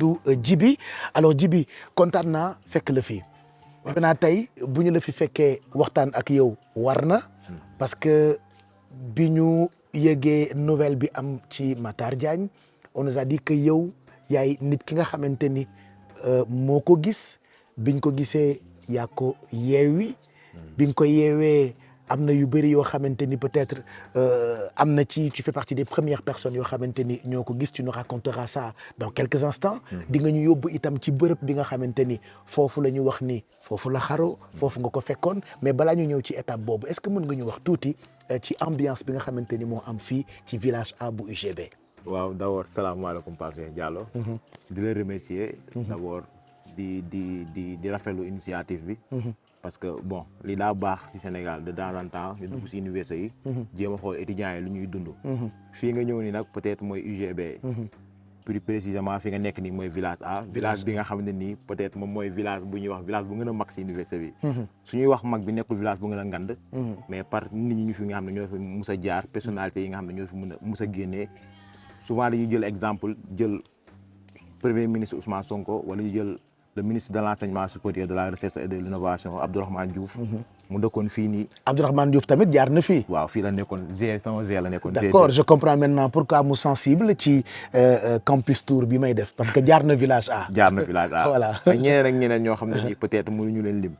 ñun yàlla dafa def ne peut-être yàgg nañ ci université bi. yàgg nañ fi yàgg boo xamante ne ni instant yi doyen la ñuy woowee. ba aussi suñu bële yi ku fi soog a ñëw doon étudiant suy ñëw ñu ñoo lay accueillir. ñoo lay tette ñoo lay wan li nga war a def ak li nga warut a def. mais nag université instant dafa commencé màgg. dafa commencé màgg boo xamante ne ni des fois étudiants yi sax am na ñoo xam ne dinañ xamante ni UGB particularité bi loolu la dinañ xamante ni mais duñu xam tur yi. comme ça mënoo wax kii diw la tudd kii nii diw la tudd. mais ñun peut-être yàlla daa def ni peut-être ñu siiw si université bi loolu yàlla moo koy def comme tey ni ngay gisee benn Pape Cheikh Diallo bëgg ko ñun tamit yàlla moo def loolu si ñun étudiants yi dañuy ñëw peut-être dañoo immature nag dañuy yor xaw a roy si yow dañoo immature non immaturité moo xew de telle sorte mën nga sérieux sax de temps en temps mais yenn saa yi xam nga immature comme ñëpp quoi pour àndandoo ak ndaw ñi c'est important noonu la demee de telle sorte que étudiants yi suñu ñëwee pour ñu wax ak ñun day yomb moom moo wax lu mën a am fii tamit ñun la ñuy woo dafa am benn affaire boo xam ne dafay am fii UGB ñu benn rituel bu ñuy wax sang bëla ak bëleuse lii loolu maanaam booy suñuy soog a ñëw booy yu bees yi suñuy soog a ñëw dañ leen accueillir suñu leen accueillir dañuy jàpp benn jour boo xam ne dañ leen di boole ñoom ñëpp ñu leen di sang noonu nan ngeen leen di sangee dañuy jël ay ndox def ay bëla ay nen loolu boole leen di leen sang di leen ñuy fecc c'est bien ça loolu après day permettre ñu ñëpp ñu xamante particularité boobu moo am UGB mooy waral même suñu xamantewul sax si tur yi dañuy xàmmewante léegi comme ñu nay ancien la dañuy sangu ñu bëri du coup ñu bëri dañuy xam soo ñu naan kii mooma sangoon bu may soog a ñëw kii mooma sangoon bu may ñëw loolu réalité la fii quoi booy doog a ñëw nekk fi bleu wala nekk fi Dakar comme on dit waaw dañ lay sang quoi yéen grand yi anciens yi waaw anciens yi ñooy sang booy chaque génération bu ñëw rek génération bi la jiitu da lay sang mais souvent ñun ñoo leen encadré parce que foog loolu comme ça lu ñuy wax loolu mooy permettre ñu ñëpp ñu mën a xamante soo seetloo village A fii campus principalement campus 1 parce que université dafa am campus 1 am campus 2 fii mooy nekk campus 1 fii mooy village A dafa am A ba G ok am na yeneen village nekk campus 2 yooyu tamit ñoo nekkee foofu d'accord léegi ñun ñii fii nii particularité bi mooy loolu maam nii am na benn fu toog fii fu ñu naan waa banc bi en face village A ñoom souvent ñoo yor animation village bi ok ñoom ñooy ambiance ñoom ñooy ambiance ñoom ñooy sama waa waaw voilà d'accord. voilà du coup dañuy dugg def ambiance génnee bële yi ñu ñëw ñu fecc kaf foore xamante au delà ne leen nag au delà de jàng bi ngeen war a jàng parce que université fii dafa metti étudiants yi dañuy jàng parce que am na ñoom dañuy ñëw souvent duñu am bourse du coup nit ki ñëw amul bourse nekkaat ci ay problème nga bàyyi ko noonu chaque instant muy stressé wu du yoon du coup ñun dañuy nekk chaque instant di ambiance koo xam ne defoo dara da ñëwal si banc bi ñu ambiance ka foore des fois dañuy teg suñu scène musique des fois ñu loué ay tama tëgg pour lépp pour fàtte stress bi yooyu yëpp da siy am mais nag n'empêche tamit am na yoo xam ne da siy am duñ waxu des fois mu ay nit lañ fu nit daje des fois débordement mun na am des fois mun nga def nit benn affaire mu mer wax la benn affaire loolu day am si université parce que ñun ñëpp ay université ay nit lañ mais yan jafe-jafe ngeen di faral di dund parce que baax na itam ñu waxtaane ko ba lu toll ni kilifa yi autorité yi gën ci bàyyi xel surtout pour yéen ñi nekk université Gaston Berger yan jafe-jafe ngeen di faral di dund comme ni ma ko waxee université buñ koy tabax autant sóoraale wuñu woon nit ñu bëri yi yëpp parce que instant capacité d'accueil bi 6350 lii la maanaam 6350 étudiants ñoo fi war a nekk instant yi nii mais nii ñuy wax ak yow mu ngi si plus de 20 000 étudiants alors que 6 000 et quelques ñoo fi war a nekk ñoo fi war a nekk 20 000 et quelques nekk fi ñoo fi nekk loolu est-ce que baax na ci santé mentale étudiants yi bon baaxul ku wax baax na parce que chambre par exemple chambre boo xam ne dafa war a jël par exemple 4 personnes dañuy diggu fekk chambre instant ñu ngi jël ay 8 personnes ci chambre bu war a def 4 personnes waaw et comment vous faites pour vivre dans ces chambres ay petites chambres wala ay poches yu ndaw la pour 2 ou 3 ou 4 maximum am 8 comment vous faites pour dormir par exemple bon fii dafa am peut-être chambre yu village yi bokkul comme soo nekkee village A chambre yu nekk village A dafa am lu ñu naan poche day am ñaari poche day am ay salle d'étude day am ay débara bu nekkee campus 2 am na ay village yu bees yu tudd village P ak village Q yooyu nag village yu mujjee ñëw village yooyu buñ koy def 8 étudiants la waroon jël par exemple soo fa demee instant mun nga fa fekk 12 étudiants wala 15 étudiants ñu nekk si biir chambre bi solidarité boobu nag mu ngi am UGB surtout côté góor ñi soo seetlu souvent góor su ñëwee doom problème pour ñu héberger ko parce que góor ñi souvent ñoo gën a yaatu ñoo gën a accueillant affaire yooyu par rapport ak jigéen ñi xam nga jigéen ñi rek ak seeni problème dañuy bëgg intimité bëgg seeni affaire ay yooyu moo tax souvent fii université pour jigéen ñu héberger ko moo gën a métti fuuf que góor ñu héberger ko beneen affaire bi aussi comme resto yi ñaari resto la ñu tabaxoon te ñaari resto yi instant yi nii mënatul contenir étudiants yi parce que nombre bi dafa ëpp bëri nombre bi université bi war a dépassé na ko bu yàgg est-ce que mos ngeen jot autorité yi ñu wax ci loolu jëm ci wut ay solution waaw non autorité souvent dañuy waxtaan ak ñoom récemment Abdourahmane Diouf mos na fee ñëw ñu taxaw fii ñu taxawee lañ taxawoon mu dugg si ñu ne ko yow suñu ans nga du ñu def ak yow affaire day ministre ak yooyu yow suñu ans ancien la quoi voilà parce que suñu ans voilà waaw suñu ans la ñu ne ko ñun dañoo am ay problème au delà de kii nu mu tudd sax au delà de village yi nu ñu manqué hébergement bi côté resto capacité bu mi nga xam ne nii moo waroon accueillir étudiants yi dépassé na ko pour nga tabaxalaat ñu beneen resto boo xam ne nii au moins étudiants yi dañ mën a affaire bi dina mën a allégé wu mais dañ lay promettre dañ la na waaw d'accord dinañ ci def nag mais affaire bi day yàgg maanaam nii ba léegi nii commencé guñu maanaam pour tabax beneen resto am na beneen genre pavillon bu ñu nekkoon di ko defar boo xam ne pour alléger resto la depuis daaw ñu ngi koy defar grève nañ fi grève yu bëri pour lool mais ba léegi daa taxaw ak ay yeneen problème ak ndox bi da ngeen am problème mu ndox bu baax parce que maa ngi gis sànq ba tey ay étudiants ngi root te ay gourde di yéegal dañoo am problème ndox bu baax a baax mais problème boobu nu mu demee bon problème bi nag peut-être techniquement du ma si mën a wax mais en tant qu'étudiant en tant que koy dund baax na nga wax ci parce que je reste convaincu que autorités yi comme ministre de l'enseignement supérieur Abdourahmane Diouf ci boppam ak ñi mu àndal ñoom dinañu sensible ci jafe-jafe yi et que leer na ma ni au sortir de cette émission dina am ay solutions yoo xam ne certainement dinañu ko teg parce que leer na ma ni avenir u université bi rek moo leen ñor parce que soo gisee ndox bi muñ commencé yàgg nag grève nañ fi def nañ fi ay cessation ay GST xam nga lu nekk ay même ay grève de la faim def nañ ko fii pour ndox bi parce que ndox bi dafa nekk loo xamante ne ni moom rek la étudiants yi mënul négocier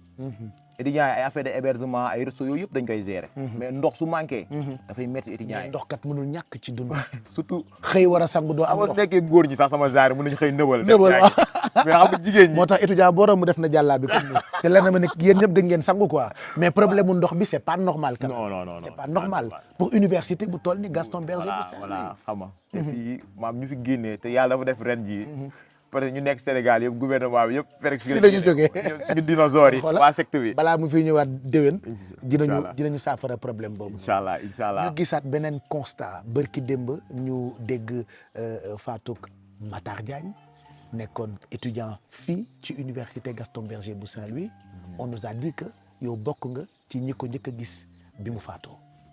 dëgg la comme fu ma commencé peut-être fu ma commencé rek laay continuer peut-être ñun yàlla mooy def loolu si nit ñun dañoo nekk si université bi ñëpp xam ne ñu sekk ak ñëpp jàmm ba ku munti am problème maam ñun ngay woo même suñ la woowee yow feneen sax yow ñun ngay woowaat ñun ñooy dem parce que jour boobu su ma fàttaliku damaa demoon entraînement bu ma jógee entraînement ay 20 heures ma ñëw toog si banc bi en face village A mooy banc bi ma lay wax boo yi nga xam ne ñoo bokk moom chambre ñoom tamit ñoo doon fubali ñoom tamit ñu ngi ñëw ay 20 heures kenn nekkul woon ci chambre. kenn nekkul si chambre moom kese fa nekkoon kooku kese moo fa nekkoon Matar Diagne booy ñëw ma ne mënoo ngeen ma woo ma dem fubali man tamit comme ni ñuy tooñantee noonu mais souvent suñu ñëwee ñun duñ ñëw rek dugg si village bi dañuy ñëw toog en face village A di kaf fooree fekk saa yi moom mu si bi chambre am léegi ñoom dañoo dugg parce que moom jour boobu la doon soog a ñëw tamit ku mu bokkal chambre jour boobu la doon soog a ñëw léegi si jour boobu bu mu duggee chambre dafa woo ñaari xaritam ne ko pour ñu jàppale ko pour mu ranger chambre am parce que comme ko da doon soog a ñëw te ñaata la ñu woon ci néeg bi.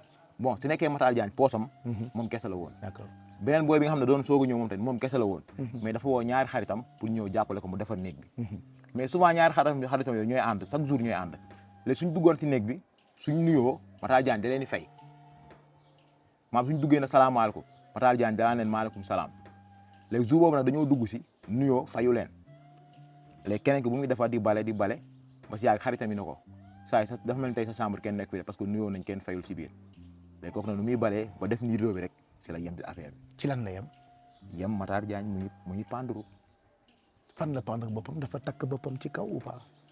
ñun soo duggee suñu village suñu chambre yi dafa am genre commode armoire yi dafa am armoire yoo xam dañoo mag ni am ñu ndaw am na yu ndaw yu nekk si kaw si yu nekk si kaw yi si la lonku genre dara mooy suñu daraa yi la lonku moom la kii léegi moom bu mu ko gisee nag dafa tiit bu mu ko tiitee mu wax xaritam yi ñëw def ni yem si affaire ñoom tamit ñu daw léegi bu ñu dawee moom tamit mu daw ñëw si man ñëw sama chambre fekk ma fa mu daw si fekk ma si banc bi ne ma jibi kaay bu ma nee jibi kaay ma ne ko lan la léegi dafa tiit ba mënul expliquer léegi man xam naa dafa tiit parce que boo yooyu sekkuñu ma ak ñoom ay affaire de mbalagante yu mel noonu comme ñu may tiital genre yooyu léegi bu ñu waxee après daw man tey ma topp ko moo toppee man tamit bu may dugg maa ngi woowaale agent sécurité mais comme lu ma la waxee comme village A dañoo tam affaire de cap forêt ñoom ñëpp dañuy foog ne yooyu la quoi ni prank la. voilà ñoom tamit ñu yuuxu gars yi yuuxu ñiy yuuxu fii yaa jiw baa li ngay def waay léegi si laa daw dugg rek man tamit ma yem si affaire bi bu ma yemee si affaire bi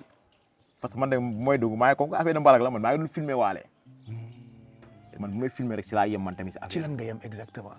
bu ma duggee maa ngi fekk muy lang moom Matar mu ngi takk boppam ci kaw. waaw di lang baat bi la takk. waaw maa ngi ko fekk muy lang situation bu xaw a doy waar mais aussi tànk yi aussi ñu doon xaw a direeku ci suuf léegi bu ma duggee ma xaw affaire yooyu ranger sama téléphone si laa ko jàpp parce que ay nit lañ parce que xamoo ndax dee na wala deewul parce que sa première réaction soo nekkee nit foo fekkee nit boo xam ne mi ngi en danger mooy yow nga dimbali ko. est-ce que instant boobu mu ngi doon yëngu wala mu ngi doon fekkatu. non deful dara instant yii mu ko fekk mu ne tekk mais man bu ma ñëwee automatiquement sama première réaction mooy sauver ko parce que bu ma ñëwee après dama kaa jàpp yëkkati ko comme ni mu doon kiiwee na ma yëkkati ko booy bi nga xam ne moom woo si lonki affaire bi ma tëddal ko si laa dindi dara bu mu defoon si baat bi defal ko massage cardiaque parce que ñun man STEPS laa nekk science technique des activités physiques et sportives mooy STAPS ñun dañuy def secourisme premier kii soins yi mën nañ ko jéem a def waa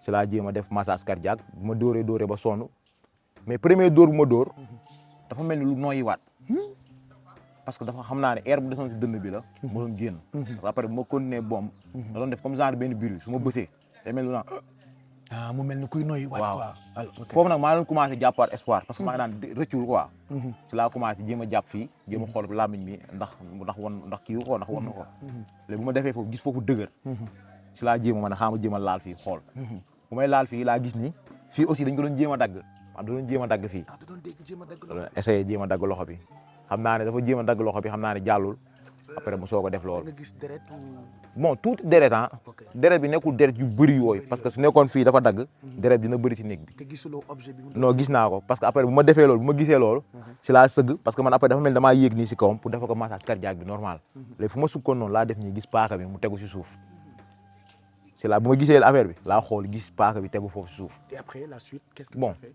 après daa am benn booy bu dugg si médecine la nekk quoi bu mu duggee moom moo ibbi bët bi xool dama jibi kii dem na mais man mënu ma nangu loolu quoi parce que dafa am affaire yu bëri yoo xam dafay xaw man dama fiy fekk comme par exemple Fallou Sène buñ koy rey fii la ma fekkoon buñ fiy rey Alpha Yoro Tunkara fii la ma fekk buñ fiy rey Prosper fii la ma fekk au delà de loolu boo yi nga xam ne souvent dañ fiy lap man maay dem identifier leen boo yi nga xam ne ay affaire yu bëri yoo xam ne su amee si université souvent man la ñuy woo man maay dem même temps ay manifestation yi sax su amee su commencé déborder man la ñuy woo man maay ñëw wax ak étudiants yi xam nga fii nag am na ñaari structures yi nga xam ne ñun structures yooyu la ñuy déglu muy CSL muy Comsoc ñoom ñoo ñuy représenté ñun ñëpp peut-être man ancien la parce que nekkoon naa commission sociale nekkoon naa CSL j'ai eu à défendre les étudiants xam nga durant 1 an si structure yooyu noonu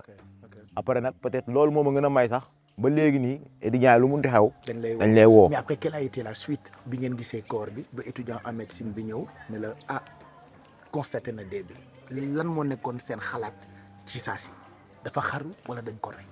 bon ñun buñ ko fekkee noonu takk dañ ne dafa xaru ñun ñëpp dañ ne dafa xaru ba après si lañ woo sapeur woo gendarmerie woo suñu autorité yi tamit recteur comme directeur Kourous ñoom ñëpp ñu ñëw bu ñu ñëwee les gars bu ñu njëkk ak procureur bu ñëpp ñëwee après man peut-être man même booy bi nga xam ne moo gis sax après kooku garaawul woon mais xam nga comme lu ñuy wax soo siiwee yëpp la ñu wax après lu munti wax lañ naan andi jibi léegi man lañ doon woo ñu ne ma la moo tax nga wàccee corps bi da tax bi nga ñëwee noonu rek bàyyoo ko noonu xam nga ma ne leen bon man même bu du woon lii su ma ñëwoon fekk benn nit bu nekk en danger automatiquement lu may njëkk a def mooy jëm ko sauver parce que loolu nekkul sax mu ngi mel ne tey ngay dox ba dëgg benn pont mouvement involontaire lay doon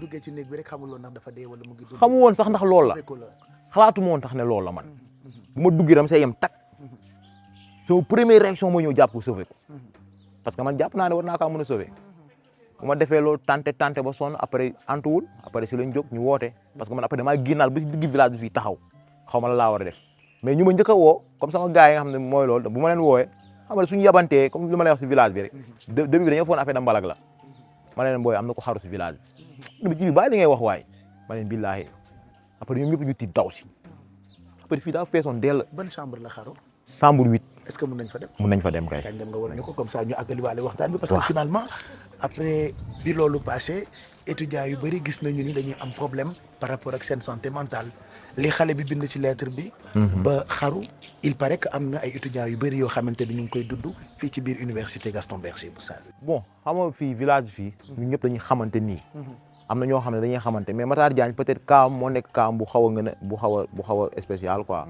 parce que moom moo nekk nit boo xam ne jàngi. ñoo dugg chambre am la xam. parce que même ñu def témoignage si moom yëpp. loolu lañ ko xamee parce que man daa sama benn ko ñooy ànd. si même chambre bi la nekk. après moom sax moom doon expliqué ko ne ma booy jibi kii loolu jàngi ñëw dugg chambre am defu ko. maam kooku mënoo ko waxal leneen loolu jàngi ñëw dugg chambre am. maam genre étudiants yooyu am na fii. yoo xam ne lu ñuy def mooy jàngi. ñëw dugg seen chambre mais li mu bind noonu est-ce que am na ay étudiants yu koy dund di ci waxtaan ak yow mi nga xamante ne seen ans nga. waaw xam nga l'université c'est le Sénégal en miniature. comme li nga gis moo am Sénégal moo am si université bi. comme des fois da ngay gis des fois gars yi dañoo commencé banaliser benn affaire comme affaire lu ñu naan affaire de cas. nañu cas nañ toog cas. maanaam fenn lañ jël. léegi soppi ko di ko def cas. or que loolu amul. da ngay gis nit day dox ngay wax si moom. wala comme des fois nga comme ñun peut-être lu ñu xës ba syndiqué lu ñu xës ba doon délégué moo tax ñun am nañ benn retenue boobu noonu ba nga xam ne nit lu mu ñu mun a wax. ñun mun nañ ko téye. xam nga mais tey dafa am nit ñoo xam ne tey loolu ñu wax dañ koy génnee. te am na nit ñoo xam ne tey suñu jaaxlee ba jaaxle foog ñu wax ak nit. te am na di ñaa xam dañuy ñëw si ñun duñu expliquer seen situation. lu ma lay wax ni yàggul su defee 3 jours si la yem. benn jigéen ñëw ba si man après mu waxtaan ak man wax ma situation wax ma au-delà de situation bu ñu dund si université bi mais situation surtout seen situation famille. bi nga xam ne moom la ñu bàyyi seen ginnaaw. parce que day nekk donc ay étudiants yoo xam ne dañuy nekk ay soutien de famille. ñu ñëw université ñoom ñoo doon dimbali seen yaay yi wala seen papa yi ñu ñëw fii léegi dootuñu mënati loolu nga ñëw yàlla bu mu tombee nga bañ a am bourse léegi doo xamati si looy nekk bu mu tombee sa yaay feebar wala sa papa feebar yow nga nekk yow benn yaakaar nga nekkaat fii dundaat beneen affaire bu metti parce que université Gaston Berger de Saint-Louis moo nekk université boo xam ne nii nekkuñu ay université yoo xam dañuy def semaine bi ay 2 matières 3 matières fii dañoo bëri matière mun nañ di jàng lundi ba samedi des fois sax dimanche dañ koy jàng non amuñu temps de repos de comme ay noppaleku nii dañuy jàng rek mais université la boo xamante ne actuellement dafa bokk ci histoire parce que ñu ngi romb léegi nii chambre bi Ousmane Sonko nekkoon waaw gis nañu ni chambre bi ci kaw côté bi foofu la monsieur le ministre Abdourahmane Diouf nekkoon ak yeneen i autorité ñoom je reste convaincu que bi ñu déggee yenn ci ay jafe-jafe yoo xamante ne ñoo ngi koy dund dinañ ci def saafara boo xamante ni dina mën a dimbali étudiants yi fi nekk. non moo war a nekk appel bi pour yéen. non yaakaar na ñu garder espoir. parce que comme que am na fi ñëpp wax nañ te ñëpp yëg nañ ko ñu ngi jàpp ne maam tey autorités yi dañ ñëw jàppale suñu rakk yi peut-être ñun instant yi dañ fiy ñëw juux si demaat suñu yoon. salaamaaleykum. na ngeen def yéenay capot pavillon bi ah capot village bi ah jaajëf waay. je te laisse nga dem comme ça. waaw nga mun ma woon chambre bi am fii mooy chambre 11 fii chambre 10 chambre 9 kon chambre 8. fii toilette la en face chambre 8 moo nekk nii. donc fii mooy. chambre bi mu xaroo. waaw mooy chambre Matar Diagne. chambre Matar Diagne. alors bëgg naa ko ibbi wan leen chambre bi waaye comme dama nekk di sensibiliser ci lépp loo xamante ni jëm na ci wàllu santé mentale du ma ibbi néeg bi pour wan leen li fi ne parce que paraît-il dañu ko scellé aussi et que ba léegi ay bagages am mu ngi ci biir. waaw ay bagages jël seeguñu ay bagages am ba tey. famille bi jël seeguñu ay bagages am téléphone portable am ak machine am. moom mu ngi woon brigade. mais yenn bagages yëpp mu ngi woon fii ñu tëj. te lan moo fi nekkoon comme ay bagages am. bon souvent étudiants yi seen bagages yi seen yére yi sijaada kurus ay kaamil ak ay kayam affaire yooyu yëpp mu ngi si biir waaw yooyu yëpp mu ngi fii kenn laalu ko. mais na fee nekk bu déwén kenn du ko laal. ah bon parce que UGB peut-être sens boobu la ñu am. parce que chambre yi ñu fi dëkk rek ñoo fi mën a dugg. ñu fi dëkk rek ñi nga xam ne ñoo yor caabi bi. à part ñi nga xam ne ñoo nekk agent sécurité yi comme ku ñëw sànq du présenté wu nga xam ne mooy chef agent sécurité yi. kooku mën na ñëw tijji ko parce que ñoom dañuy yor clé. à part loolu ñu fi dëkk rek ñoo ko mën a tijji. kenn mënu kaa tijji xanaa ñu dajji ko. ok léegi promiscuité bi nga xamante ni ñu bëri ñu ngi koy wax est-ce que yow seetlu nga ko fii ci université Gaston Berger bi. waaw mais loolu am na. xam nga université loolu du question sax université Gaston Berger kese université Sénégal yëpp la. mais peut-être université Gaston Berger fu mu nekk la. parce que soo seetloo Sànnaar la nekk. soo dégg ñu naan lay Sànnaaruwaa fu mu nekk comme genre àll la. du coup maanaam fii étudiants yi duñu am leneen lu ñuy def. jàngi wàcc rek la ñu mën a def. comme ni ngay nekkee Dakar des fois nga mën a boole ak yeneen liggéey nga jàngi wàcc dugg ci ville bi liggéey. fii mënoo ko def lu fii parce que soo génnee fii yëpp alentour bi yëpp ay village la. amoo beneen liggéey boo koy def. souvent ñun ñi nga xam ne àll wala ñuy jógee. ñooy dugg ci àll bi. des fois di nekk ci tool yi di xaw a liggéey. pour au moins même suñu fay suñu bourse sax. ñun ñu tamit ñu ngi amaale beneen xaalis. bu bokk la bourse bi. mais su nekkee suñu rakk yu fii ñëw. ñoom du ñu mën a def dara. souvent ñun ñoo leen di jàppale. comme souvent am nay fraternité yu fi nekk fraternité yi comme par ay banc bi ay gas ay armée. fraternité yooyu seen éléments yi nga xam ne ñoo nekk su ñoom. solidarité bi fa am da ngay gis benn étudiant xam ne mën na ñëw def 1 an du am bourse. mais du feeñ. parce que chaque instant ñoom ñu ngi jënd ay ticket di jox seen bële yi. ñu leen di jàppale ku si am problème aussi. dañ lay woo. toog yow waxtaan la ne la mooy sa problème. ñu waxtaan ñu expliquer ne le problème bii laa am ak lii ak lii ndax des fois dem étudiants yoo xam dañ fiy nekk du ñu am sa problème du ñu am sax lu ñu inscrire. léegi su bekkee par exemple da ngaa bokk benn fraternité. fraternité boobu day génnee xaalisam. jox étudiant boobu mu inscrit. wala des fois nga bind demande jox adressé ko à la commerciale. en l'occurrence monsieur le secrétaire général Aliou Kara Kandé. ñoom tamit dañuy am benn somme boo xam ne ñu ngi koy génnee di ko accompagner étudiants yi pour ay inscription ak loolu yëpp. UGB moom boo bëggee dégg-dëgg. non métti na. gars yi fi nekk étudiants yi nekk fi UGB. ay jàmbaar dëgg ñoo fi nekk. parce que UGB fii ku fi génn.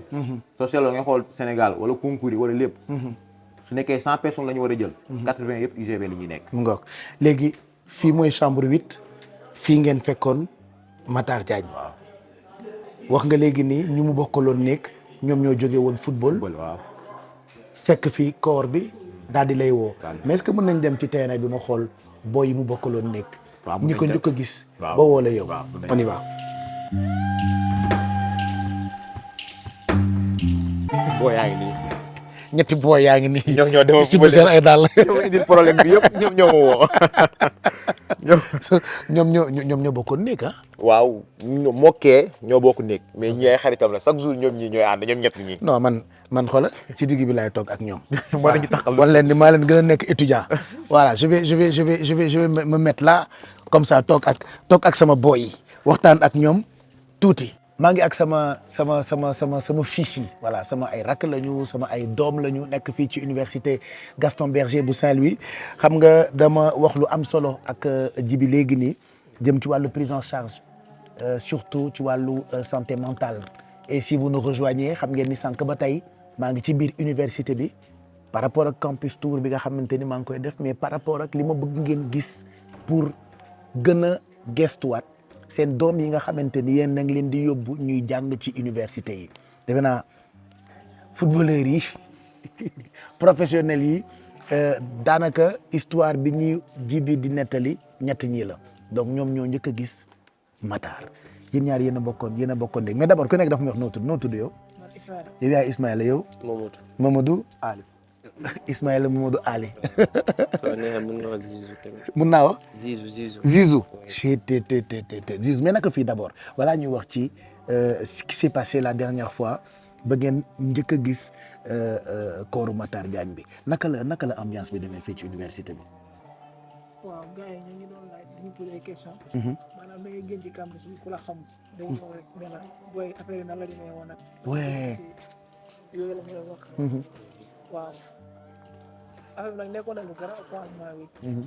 parce que loo xam ne yaa ngi koy doog a gis. nekkoon lu yomb quoi. mais yéen ñaar yéen a bokkoon nekk. waaw maa moom ñoo bokkoon nekk mais moom ci benn poche bi la nekkoon. ci benn poche bi la nekkoon. ci benn poche. ok miinante woon ngeen ou pas. non miinante woon nañ tuuti rek. waaw parce que dañ doon nuyoo bu ñu xëy daal dinañ nuyoo yooyu noonu moom day doon dem di jàngi di ñëwaat. ndeysaan waaw.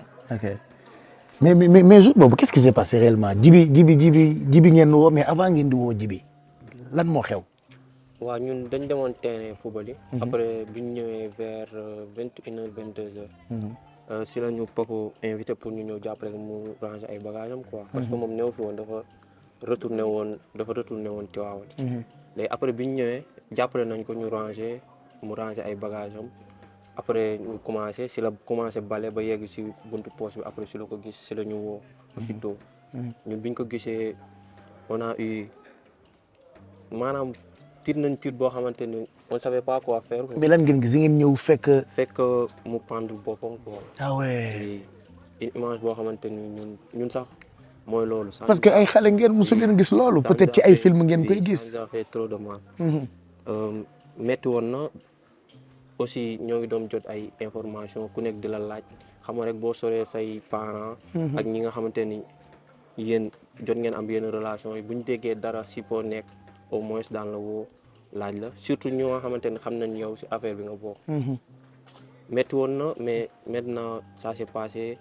On a eu trop de mal avec les enquêtes et tout. Mais alhamdulilah quoi sant yàlla boobu. avec les enquêtes mais bëgg naa xam exactement ce qui s'est passé après dañ leen woo après da ngeen gis après da ngeen tiit après da ngeen woo Djiby film bi exactement naka la demee. en fait voilà ce qui s'est passé mooy après ñu gis affaire bi. on a pu appeler la police. ba police ñëwee nag. def ay enquête am et tout comme que ñun ñooy principal témoin yi. après la police daf ñu woo si guddi gi même. On est revenu vers presque 3 heures du matin fa la ñu nekkoon. pour ñu entendre ñu. après si lañ revenir. après ñun dañ fi ñëw juste pour déposer suñu masque. après si lañ expliquer les policiers et tout ne leen voilà bu subaa parce que dañu convoqué woon 11 heures. ñu ne leen duñ mën a ñëw 11 heures parce que dañu war a déposer suñu masque yooyu. ñu ne leen ba xam mën na ñëw 15 heures. voilà ils ont dit oui mais par la suite. si ëllëg sax dañu ñëw vers 9 heures ici. après si la ñu trouvé si la ñu woo kii Paco. ne ko il faut ngeen ñëw. vers 9 heures ñu ñëw jël suñu encore ñu dem à la brigade. ñu réentendre ñu.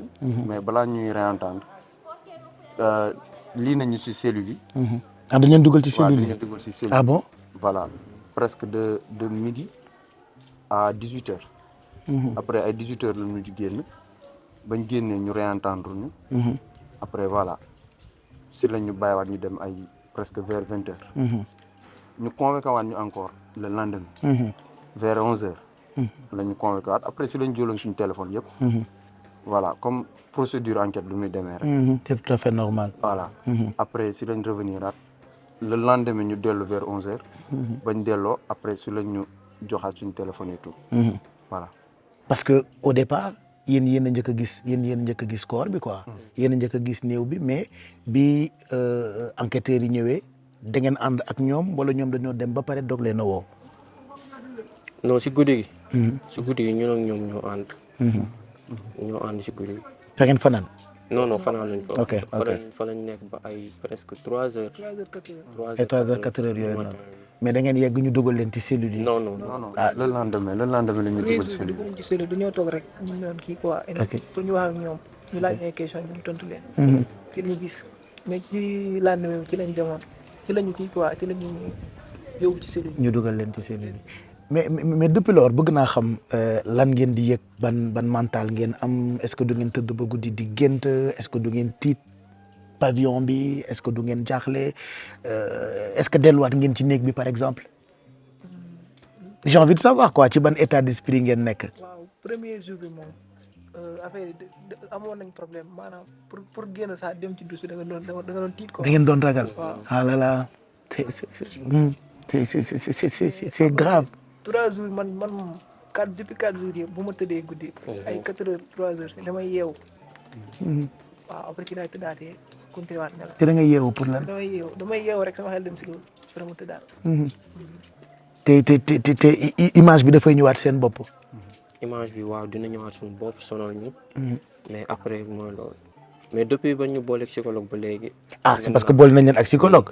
loolu laa bëggoon. on a fait des séances 2 à 3 j'espère avec docteur Giroux. docteur Giroux. et naka ngeen gisee séance su psychologue bi c'est pour permettre peut-être aux jeunes qui nous regardent ñu xam toog ak psychologue naka lay demee. oui ça nous a fait beaucoup de bien. surtout la première séance. après la première séance biñ ñibbisee nelaw nañ nelaw yu baax. aussi récupérer nañ par rapport ak 2 premiers jours yi quoi. mais lu jiitu ngeen di gis psychologue lan moo nekkoon yow par exemple sa état d'esprit yan nga doon xalaat lan moo la tere woon nelaw yan peur nga amoon. c'était par rapport ak li ñu gisoon ak scène bi ni mu demee ak li mu nekkoon première fois ñu gis image boobu noonu quoi. léegi boo tëddee guddi forcément day ñëwaat sa xel. aussi loolu noonu daf ñu daan tere nelaw. mooy loolu. léegi est-ce que wàññeeku na. oui maintenant moom wàññeeku na bu baax sax léegi ñu ngi nelaw bu baax. mais pour image bi dañ suñu bopp moom. c'est tout un problème. c'est tout un problème te gaw ma mën na dañ peut-être au futur mais comme dañ complètement je crois pas. pour yéen lan moo tax mu war a xaru moom Matar en tant qu'étudiant. pour ça vraiment on ne sait pas. lan moo tax mu war a bind lettre boobu noonu est-ce que li mu wax ni loolu lay dund yéen vous vivez peut-être la même chose fii ci université bi. non ñun moom dunduñu loolu. peut-être moom ak problème yi mu amoon. peut-être il était trop réservé moo tax. ñun ñi kii dëkk ak moom chambre sax mën naa ni xamul ci moom lu bëri. parce que moom jàngi ñëw dugg chambre am la xamoon. man li ma daan dem chambre kii yëpp. du ma ko gis presque. mais à chaque fois su ma duggee chambre bi su ma nuyoo dina ma fay. aussi xamoon na sama tur xamoon naa trop mais. loolu rek la ñu seqoon quoi sequñu woon dara. te amu leen leneen lu ngeen xam ci moom leneen lu ñu xam ci moom mais est-ce que yéen da ngeen ñu dund jafe-jafe yooyu noonu yooyu mu ne moom la doon dund. ah ñun moom dund franchement. tey qu'est-ce que vous avez envie de dire aux autres étudiants seen moromu étudiants yi ñuy seetaan parce que vous êtes des enfants vous êtes des jeunes yéen a yore avenir u Sénégal et man je sensibilise ci lépp loo xamante ni jëm na ci wàllu santé mentale heureusement ba yéen a ngi am ay séances su si tey qu'est-ce que vous avez envie de dire à seen morom yi nga xamante ni ñu ngi ci université yi même budul bu UGB. Voilà, ce que j'ai à dire mooy voilà ces derniers temps ñu ngi gis ni après la mort de Matar. voilà on circule des informations selon laquelle ni voilà université du lu baax wala ay genre yooyu di yàq image université. te en quelque sorte c'est pas le cas. fii moom defe naa ne boo fi ñëwul doo xam. si kanam tuuti di nga gis comme y a beaucoup de fraternité yoo xam ne. boo liggéey da ngay gis ni ñii épanouissement la ñuy dund. université c'est quelque chose boo xam ne boo fi ñëwee dina la jàngal lu bëree bëri. parce que man balaa ma fi doon ñëw. voilà après bu ma fi ñëwee. j'ai appris beaucoup de choses. di wax ni fii nii y a pas Java. juste voilà. boo bëggee nga ñëw rek nga réservé wu. ça va être difficile pour toi. da ngay génn voilà y a des gens bien comme ay jibi. voilà depuis ba ñëwee ba léegi. ñun lu tax sax ñu woo ko. pour drame bi am lépp lu xew si université bi. moom mii la ñu woo. on l'appelle même le gouverneur. parce que voilà gis nañ ni. chaque jour ni day taxaw étudiant yi. même boo amul ticket sax boo demee gis ko. jibi aw ma ticket. mu xool li mu la defal. et kii après aussi di remercier gars yi parce que. depuis gis nañ voilà ba ñu entendre à la gendarmerie et tout voilà ils sont toujours là. pour nous aider. pour vous accompagner. qu'est-ce que tu dis lan ngay wax sa. par rapport ak fi Ali jeexalee rek laa wax. comme ak par rapport Matar li mu bind ci lettre am bi. mooy que ñu bañ a di wéet quoi. chaque jour ñuy xool koo xamante ni war nañu mën dund ak moom yéen ñu jege ko. kii nii ak kii ñun fii la ñu xamante ci université. te boo xalaatee rek dina la yóbbu foo xamante ni waroo fa woon yegg. Matar dafa yegg foo xamante ni waru fa woon yegg quoi. moo tax mu demee nii. may ñaax sama mbokk étudiants yi ñu bàyyi xel ci loolu. surtout aussi côté kii nii sur la santé mentale. qu'est-ce que tu dis Pago. man moom comme ni ko gars yi waxee rek. maanaam université bi moo nekk loo xamante ne boo duggantewul ak nit ñi rek. da ngay am problème. mooy la man boo xoolee man maa gënoon a yaru bu may dugg fii.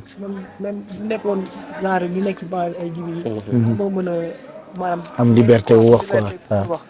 moo tax gars yi nañuy jéem a dugg ci fraternité yi nekk ci groupe yi. waaw bu ñu mënee gis comme ni ñamul problème jéem a xool. psychologue. comme que am na fi ñu jéem a dem waxtaan ak moom. waaw loolu laa mën a. voilà en tout cas bon courage man je suis très content et je suis de tout cœur avec vous parce que bëggatuma benn étudiant di souffrir en silence oser demander de l'aide parce que am na ay structures yu ñu fi teg pour vous accompagner. Campus Tour laa ko tuddee je ferai le tour de beaucoup d'universités tey maa ngi woon université Gaston Berger et continuer de suivre cette aventure ça vous permettra de mieux comprendre ñi nga xamante ni ñoom laa ne ñoom ñoo amee wala ñoom ñoo yore avenir bu Sénégal. J'en profite pour remercier toutes les équipes yi ma àndal depuis ce matin parce que une journée entière laa ñëw consacré ko étudiants yi nga xamante ne ñoo nekk Gaston Berger bu Saint-Louis.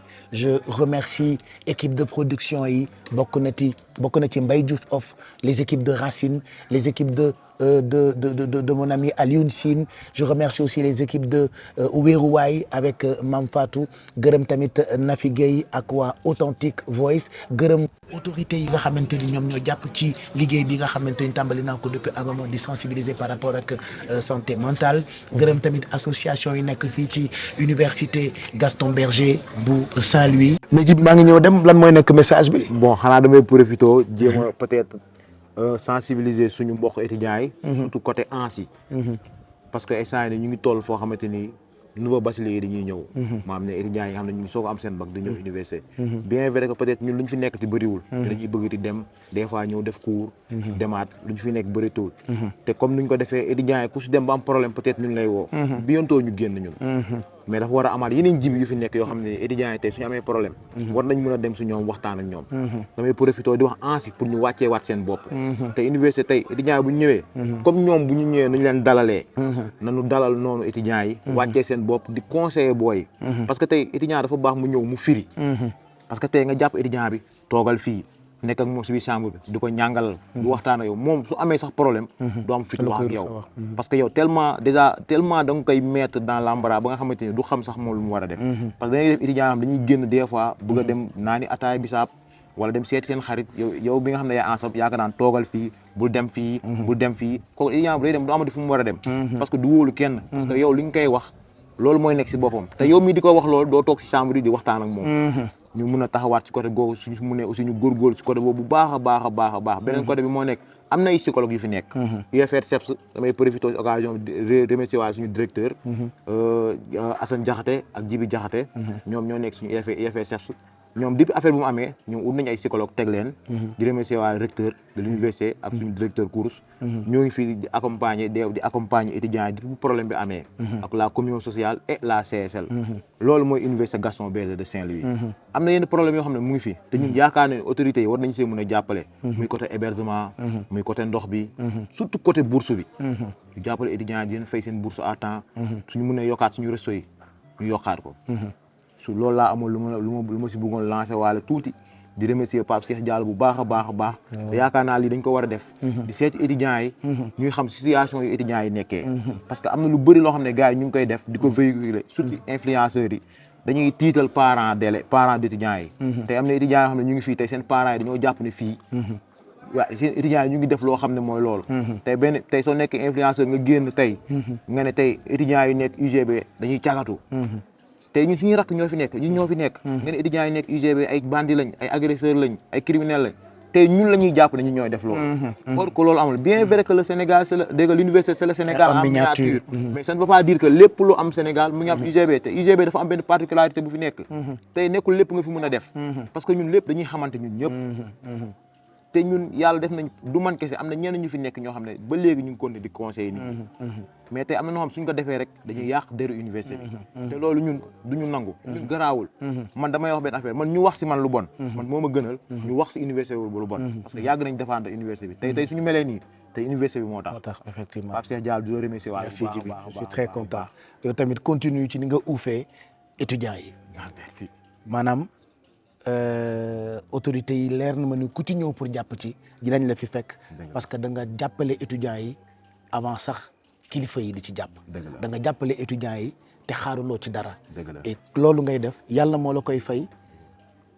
waajur yi dinañu kontaan parce que ñii ngay taxawu dañu mel ni sa ay rakk la ñu en fait wan nga leen ko te ñoom def nañu témoignage yooyu noonu continue d'être cette belle personne que tu es Djibi on est très content j'en profite pour vous remercier yéen ñëpp ci ni ngeen àndee woon ak ñun ci programme bu spécial mi ñu leen doon proposé ngeen di ànd ak ñun ñuy continuer mission wu tournée bi nga xamante ni ñoo ngi koy def un peu partout à travers les universités ba tuddee ko campus tour tey nag face à Pape Cheikh Diallo, c'était face aux étudiants, c'était face aux spécialistes, c'était face aux collaborateurs qui m'accompagnent ci mission wu Campus Tour bi. On va se retrouver très prochainement et surtout prenez soin de votre santé mentale.